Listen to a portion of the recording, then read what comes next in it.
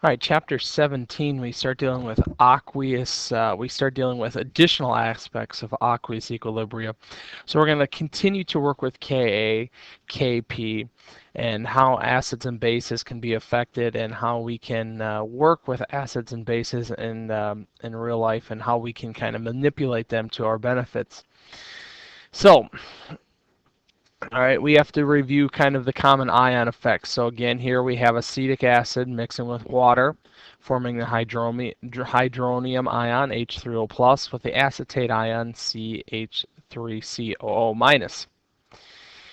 Now, we're going to talk about Le Chatelier's principle here again. Now remember, if it says the acetate ion is added to solution, so that would be the CH3COO negative in the products, that means the equilibrium is going to shift to the left, which means if I have more products, it's going to produce more reactants, and it's going to shift to the left. So, kind of reviewing Le Chatelier.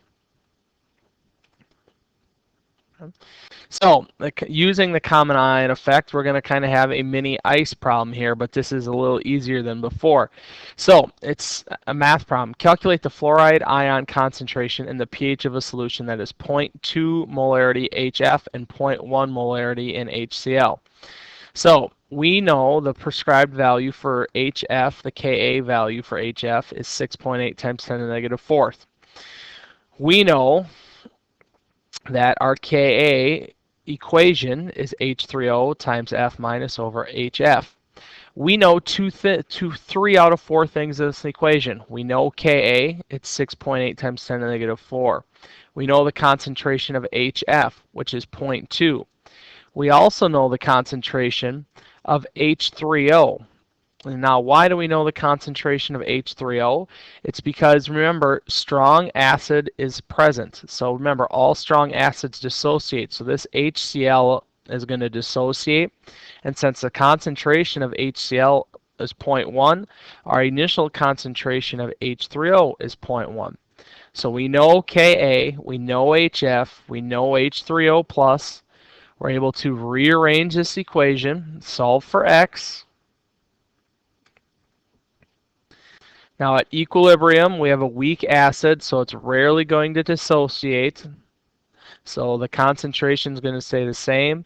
Our H3O is what we're going to have to solve for with X. And since our HF concentration is rarely dissociating, our change here is minute, so we want to figure out what that change is.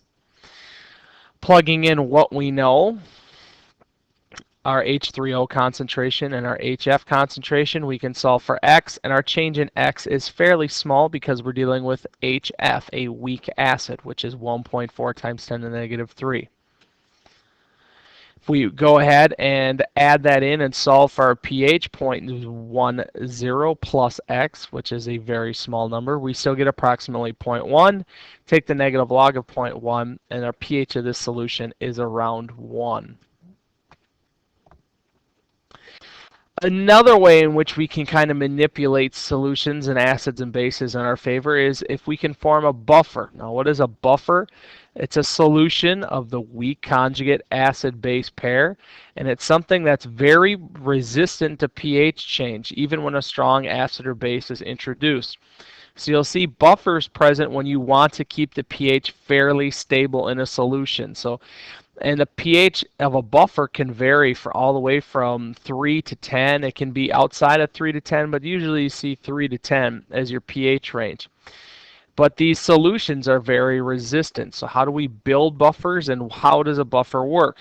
Well, if we look at an example here of a buffer, if a small amount of hydroxide is added to an equal molar concentration of HF in NaF, for example, the HF will react with OH to make F and water. So it's going to cancel each other out by making water. Now, how about if similarly, what if F is added? It's going to form HF and more water. So what the buffer does is it's going to isolate the ions and form water where necessary to try and keep the pH concentration of that solution as constant as possible. So if we look at a buffer calculation, we have an acid, any acid, HA, mixing with water, H2O, and we get our two products, H3O and A minus, our conjugate acid and our conjugate base. Our Ka equation for this would be such. If we rearrange this, just a little mathematical tweak, we isolate the H3O on its own, and then we go A over HA. We can take the negative log of both sides, and what we're going to get is a new equation.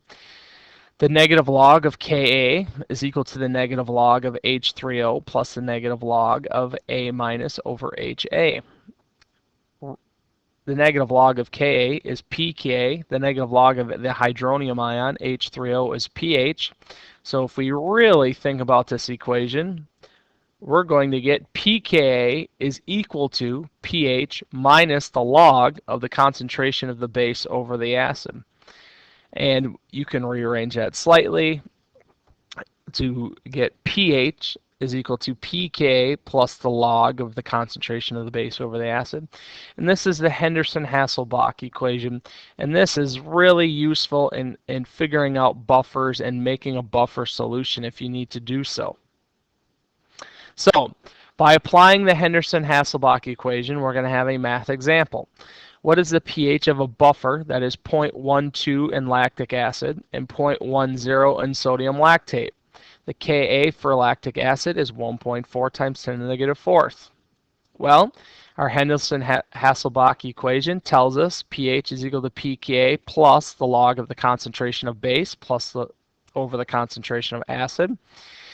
The Ka of lactic acid was 1.4 times 10 to the negative fourth. The concentration of our base, which if we go back to the actual answer, the concentration of our base is 0.1 sodium lactate, and the concentration of our lactic acid is 0.12. We go ahead and we plug in these values, and the pK or the pH of our buffer is 3.77. Now, the pH range, when you hear the word range, that's the range in which the buffer system works effectively. If you're going to get the best out of your buffer, it's best to choose an acid with a pKa closest to your desired pH. So, sodium lactate, we had a weak acid, weak base combo added to our buffer. What if we add a strong acid or a strong base? Well, it's safe to assume that all of it's consumed in the reaction. So how does that look? What we're going to have to do is two steps. We're going to have to determine how the neutralization affects the amounts of weak acid and the conjugate base. And then we're going to have to, again, use the Henderson-Hasselbalch equation to determine the new pH for a solution.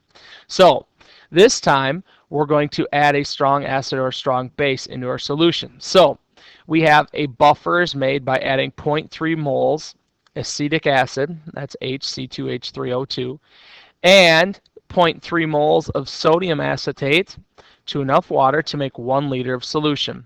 The pH of the buffer is 4.74. Calculate the pH of this solution after we've added a strong base, after we've added 0.02 moles of NaOH. So let's go ahead and take a look at this. Before our reaction, we know that it's a 1-to-1 equation. We know that our acetic acid and our acetate ion is the same, so we can go ahead and solve the pH before the reaction takes place, which is 4.74. Then what's going to happen is the following. We're going to have 0.02 moles of NaOH is going to react with 0.02 moles of the acetic acid. So we have our before reaction, which we know. What's going to happen after? What's going to happen after is the following. All our OH is going to react, but our OH is going to react with the acid. When it reacts with the acid, it's going to take that concentration amount away from the acid and add it to our ion. So now what we have is we have to subtract 0.02 from our acid and add 0.32 to our conjugate base, which is our acetate ion. So when we go ahead and do that, we're going to use the new Henderson-Hasselbalch equation. We're going to calculate pH, and we're going to see that the difference was our initial pH was 4.74. Our new pH is going to be 4.8. And essentially, you just showed yourself how the buffer is going to absorb the change in the solution.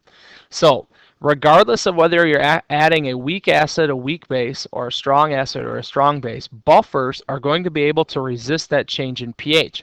The difference is that when it is a strong acid or a strong base, our calculation is going to change slightly than when it was a weak acid or a weak base.